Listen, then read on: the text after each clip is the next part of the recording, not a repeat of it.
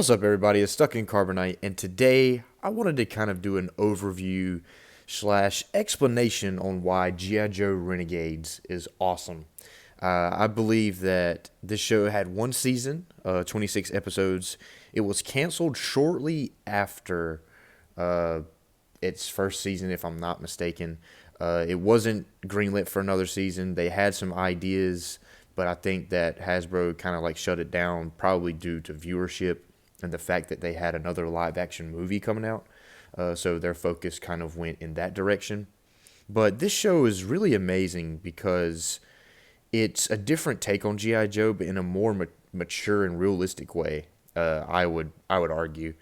And to kind of give you a kind of like synopsis of basically what happens is the show starts off with a Cobra commercial, kind of showcasing like their specialties. So this Cobra commercial, like they're basically labeled as like a business. So they show their pharmaceuticals industry, they show their security, their advancements in technology and the technologies they provide, the food services they have, communication services, everything like that. Cobra controls.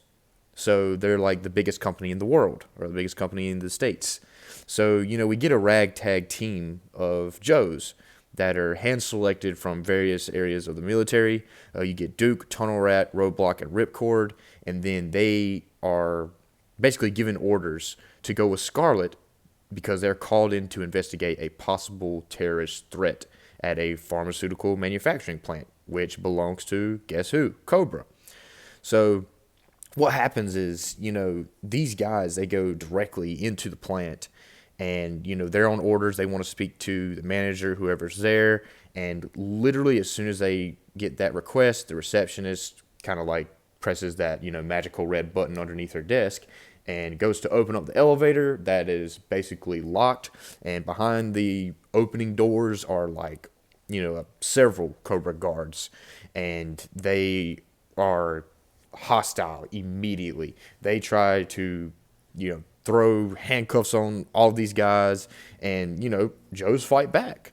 So what happens is after they take out the guards, and I think it's like, was it Tunnel Rat and Roadblock and Ripcord, and Duke, they all get like disguises. So they take those Cobra guards, their suits, and they're trying to investigate the lab that is underneath the facility. And, Cobra is basically trying to cover that up. That's why they were so hostile. So Dr. Mindbender's down there making these so-called bio-vipers. And it is a really cheesy, like, out there, the science aspect of G.I. Joe, how, there's always some type of weapon of mass destruction or some creature that Cobra's trying to create. So that is definitely, I would guess, kind of like the downside of the show, in my opinion, because it just seems like a cop-out for, like, a super, I don't want to say generic, but you get what I'm saying. It's just fodder. I mean, these guys are just literally there to be troopers that can be destroyed over and over and over again by our heroes. So, yeah, that's basically what happens. And, the Joes end up prevailing. They win that battle, but they blow up the lab. So throughout the show, as you see pictured here, is Flint and Lady J. Because they blow up that plant, Cobra kind of frames them for blowing up their facility. I mean, which they did, but for the right reasons. It's just Cobra makes them look like terrorists. They make them look like criminals, vigilantes. So throughout this entire show, the Joes are on the run from Cobra and the U.S. government, but they're trying to hit Cobra hard. Hit him back and provide evidence to General Abernathy, a.k.a. Hulk, to prove that Cobra is, a terrorist. And it's really cool because along the way, they run into some classic G.I. Joe characters that are basically just old veterans. Like in this picture here, you see Storm Shadow and Snow Job. Like they run into Snow Job one episode. They basically like use his house as like defense against Storm Shadow and his personal Bio Viper guard. It's a really cool episode, and the way they wrote Snow Job is pretty phenomenal. But yeah, you get stuff like that. They have an episode with Shipwreck, and if I'm not mistaken, there's an episode where Firefly is, blowing up stuff. There's fires everywhere, and technically, even though he's not in like a full like mask suit or whatever, but Barbecue shows up. So you get like these classic Joe characters from the 80s, but they're just kind of like sprinkled in here. Like your main characters are still Duke, Tunnel Rat, Roadblock, and Scarlet. And, you follow their journey throughout this show. And I think that's why it makes it so much more realistic because, back then in the 80s, it was like you were introduced to a brand new character, it seemed like every other episode. Because, those episodes were made to sell toys. And here, they're just trying to tell a story. And if I'm not mistaken, there was only a handful of figures that ever came out for Renegades anyways. But that's beside the fact.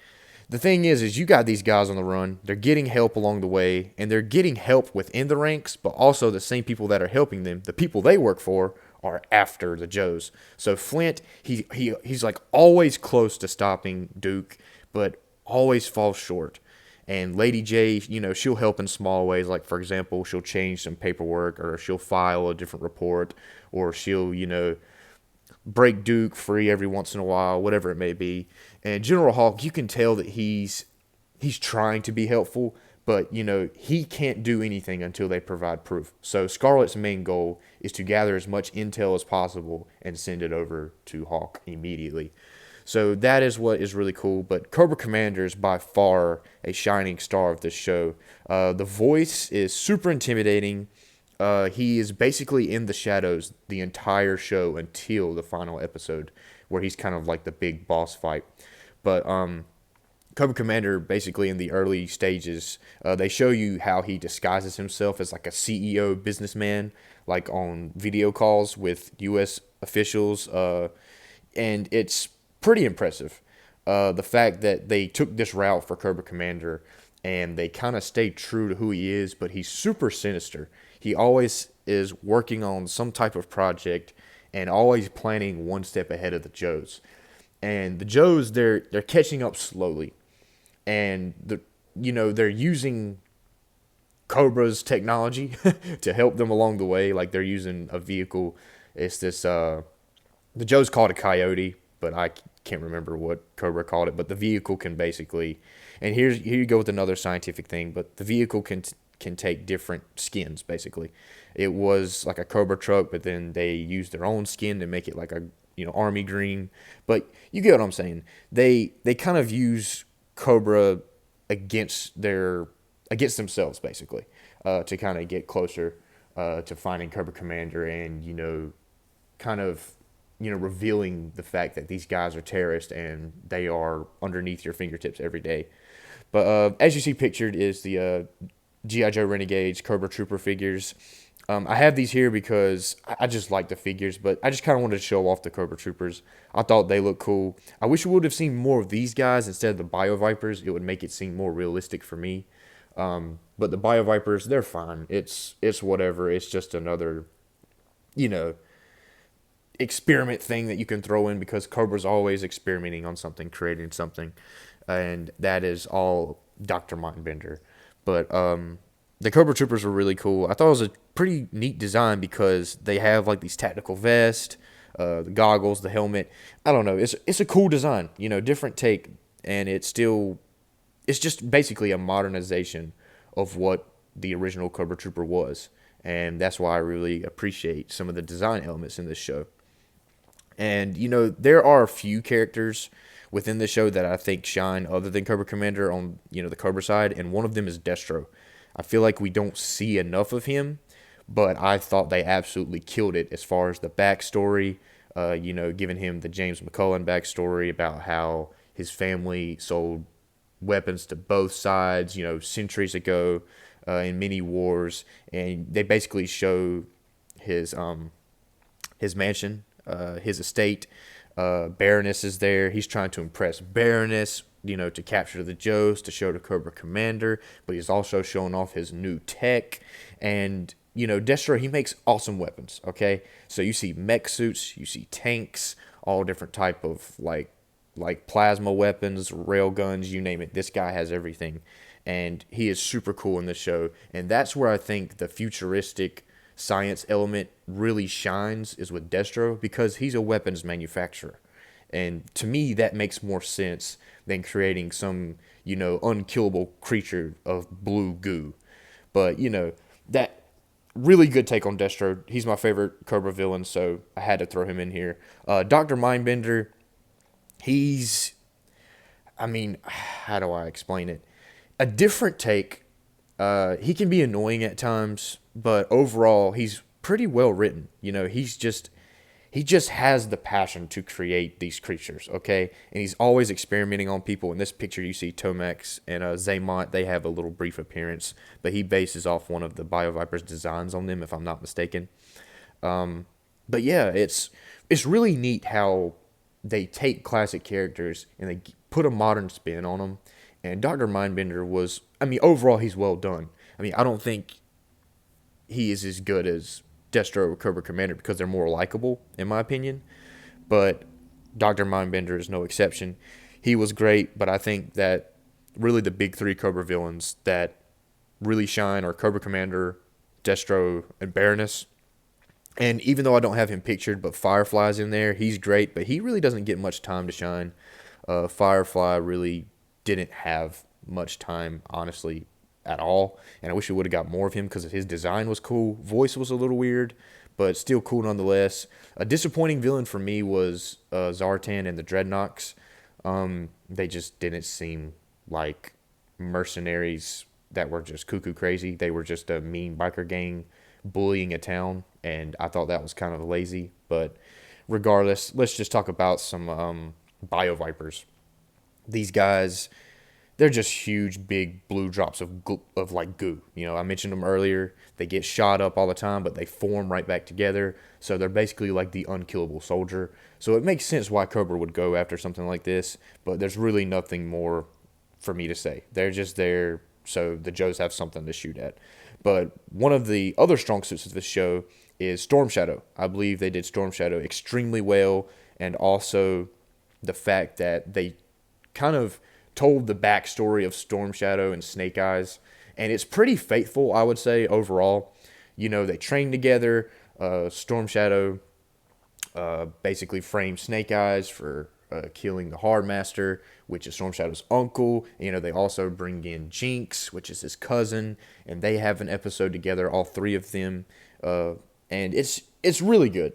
I think that they do a really good job at showing the conflict between Snake Eyes and Storm Shadow. They're both honorable warriors. It's just one is greedy and wants power, and the other is for justice. And to me, that is the basic premise of those two characters and why they exist in the franchise. So it's really cool to see both of them and kind of explore, their story, but also tying it into the rest of the show and how it plays out. So yeah, very interesting. So guys, just to kind of conclude this, I just want to say that the best thing about this show, I mentioned it earlier, but is the way Cobra is portrayed. So they are portrayed as this, almighty, grandiose company that has all of the resources you need, all the services you need. They're here to provide for you. They are basically your go-to source for all of your needs. I mean, literally. So they have your medicines, they provide security, they have your technology, your phone service, food, you name it. These guys have it. And the fact that Cobra is using the money that they get from, all of these realms of business, all these avenues, they're using those channels to fund their experiments, to fund their, research and development, and basically to build their ranks. This is how they're building their military, and this is how they're going to stop, G.I. Joe, the U.S. military, and basically take over the country and then later the world.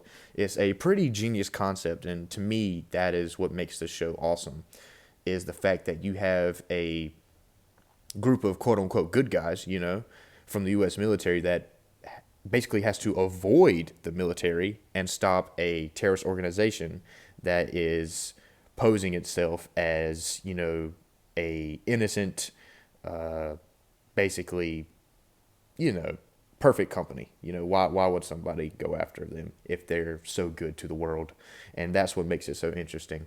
But, if we get past the whole, the weapon designs are kind of weird. You know, they all use like these plasma rifles. That never sat with me right. I know it's just like a little nitpick, but if you get past that, the Bio Vipers, all of the like super futuristic stuff, and you know, all the crazy science experiments, I think we really have a solid story here. So I hope you guys enjoyed this video. I appreciate all of you that stopped by to watch. Stay tuned for the next video, and if you want to see more stuff like this, just let me know. All right, peace.